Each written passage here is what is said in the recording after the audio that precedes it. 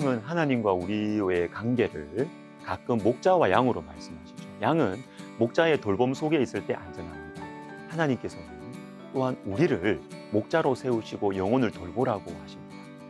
근데 목자의 역할을 하는 것은 쉽지 않아요. 피곤합니다. 그러나 여러분, 목자의 역할을 할 때가 가장 행복합니다.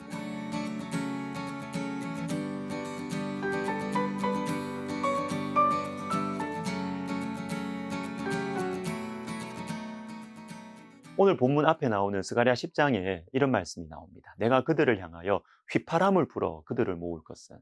자, 목자가 휘파람을 불면 양들은 모입니다. 아무리 멀리 떠나 있어도 목자의 소리가 들리면 양들은 돌아옵니다. 요한복음 10장 4절을 읽어드리겠습니다. 자기 양을 다 내놓은 후에 앞서가면 양들이 그의 음성을 아는 고로 따라오되. 여러분, 흩어진 양떼들, 흩어진 성도들이 있습니다. 그러나 목자의 음성이 들리면 돌아올 것입니다. 그가 정말 주님의 양이 맞다면 주님의 휘파람 소리가 들려올 때 모일 것입니다. 돌아올 것입니다. 양에게는 목자가 필요합니다. 자, 그런데 오늘 본문 이제 스가랴 11장은 안타까운 사정을 배경으로 하고 있습니다. 17절을 보십시오.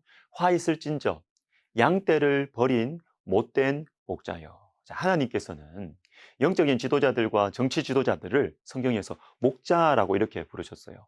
진짜 목자이신 하나님을 대신해서 하나님 백성들을 사랑과 정의로 돌보는 목자 역할을 하는 사람, 지도자들, 목자라고 부르셨어요. 그런데 스가랴 당시의 지도자들, 이 목자들이 양떼를 버렸습니다. 양떼를 돌보라고 목자로 세웠는데 양떼를 버린 것입니다. 그래서 하나님께서 어떻게 하셨느냐? 이 목자의 직분을 빼앗으셨습니다. 15절입니다. 여호와께서 내게 이르시되 너는 또 어리석은 목자의 기구들을 빼앗을지니라. 목자가 쓰는 그 목자의 기구들을 빼앗으라는 것입니다. 목자의 역할을 할 때 필요한 그 기구들을 빼앗으라. 여러분, 왜 이런 일이 생겼을까요? 왜 목자들이 목자의 역할을 제대로 하지 않았을까요? 5절이 안타까운 말씀입니다. 사들인 자들은 그들을 잡아도 죄가 없다고 하고 판자들은 말하기를 내가 부요하게 되었은즉 여호와께 찬송하리라 하고 그들의 목자들은 그들을 불쌍히 여기지 아니하는도다. 하나님 백성들 양떼를 목자들이 팔아버렸어요. 팔아버리고 나서 하는 말이 뭐냐면 내가 부요하게 되었으니까 하나님께 찬송하겠다는 것입니다. 목자들이 돌봐야 될 양떼 팔아먹고 부자 됐다고 좋아하는 거예요. 감사하는 거예요. 양떼를 불쌍히 여기지 않습니다.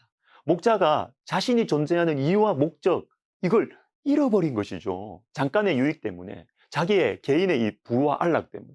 에스겔 34장도 비슷한 상황이 나옵니다. 몇 구절 읽어드릴게요. 화 있을진저 목자들이 양떼를 먹이는 것이 마땅하지 아니하냐. 너희가 살찐 양을 잡아 그 기름을 먹으며 그 털을 입되 양떼는 먹이지 아니하는도다. 너희가 그 연약한 자를 강하게 아니하며 병든 자를 고치지 아니하며 상한 자를 싸매주지 아니하며 쫓기는 자를 돌아오게 하지 아니하며 잃어버린 자를 찾지 아니하고 다만 포악으로 그것들을 다스렸도다. 양떼를 먹이는 일, 돌보고 양떼를 돌보고 입히고 강하게 하고 싸매주는 것이 목자의 사명인데요. 그것을 안 하는 거예요. 그래서 하나님께서는 목자들이 분명히 있는데 목자가 없다라고 하세요. 에스겔 34장 5절에 목자가 없으므로.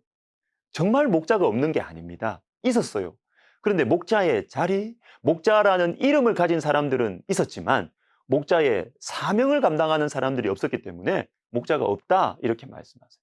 그래서 하나님께서 내가 친히 목자가 되겠다고 하십니다. 15절에 내가 친히 내 양의 목자가 되어 그것들을 누워있게 할지라.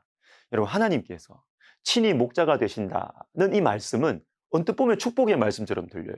시편 23편 1절 우리 속에 있기 때문에 여호와는 나의 목자시니 내게 부족함이 없으리로다. 그런데 여러분, 에스겔 34장은 무서운 심판의 메시지예요. 목자의 위치, 목자의 이름을 가지고 있는 사람들은 많지만 목자의 사명과 본분을 감당하는 사람들이 없기 때문에 하나님께서 직접 목자가 되시겠다. 그렇게 목자의 사명을 감당하는 것이 힘들고 괴로우면 하지 말라는 거죠. 하나님께서 직접 하실 테니까 너희 하지 말라. 하나님께서 여러분 직접 목자가 되시면 어떤 일이 일어나느냐? 기존의 목자들은 다 옷 벗어야 돼요. 목자의 기구들 다 내놔야 돼요. 그리고 오늘 본문 스가랴 11장 17절을 다시 보십시오. 화 있을진저 양떼를 버린 못된 목자여 칼이 그의 팔과 오른쪽 눈에 내리리니 그의 팔이 아주 마르고 그의 오른쪽 눈이 아주 멀어버릴 것이니라. 팔과 눈은 목자가 양떼를 돌볼 때 반드시 필요한 것들입니다. 힘센 팔이 있어야 양을 안을 수가 있죠. 눈이 잘 보여야 양떼를 공격하는 짐승들을 볼 수가 있습니다. 연약한 양, 길을 잃어버린 양을 찾을 수가 있죠. 힘센 팔이 있어야 또 지팡이로 양떼를 인도하고 못된 짐승들과 싸울 수 있습니다. 그런데 양떼를 버린 못된 목자들에게는 이 모든 것들이 필요가 없죠. 있을 필요가 없습니다. 그러니까 가져가시는 거죠. 우리 모두는 누군가의 목자로 세움받았습니다. 자녀들에게는 부모로, 학생들에게는 선생님으로, 직장에서는 책임을 맡은 사람으로, 저 같은 경우에는 한 교회의 목회자로 목자 역할을 하는 것이 힘들어요. 어렵습니다. 그러나 힘들다고요. 제대로 안 하면 하나님께서 직접 나서십니다. 그러면 우리 다 옷 벗어야 돼요. 다 옷 벗어야 돼요. 힘들어도 목자를 할 때가 행복할 때입니다. 우리는 하나님 나라의 목자로 부르심을 받았습니다. 목자가 없다고 하나님께서 직접 목자가 되겠다는 이 무서운 말씀을 듣기 전에 다시금 우리를 목자로 세우신 그 사명, 거기에 집중해야 할 것입니다. 기도하겠습니다. 하나님 아버지, 힘들지만 목자의 사명, 목자의 역할을 하는 이때가 가장 행복한 줄 알고 오늘 하루도 신실하게 영혼과 영혼을 섬기고 맡은 바 일을 충성스럽게 감당하는 저희들 되게 하여 주옵소서. 예수님의 이름으로 기도드립니다. 아멘.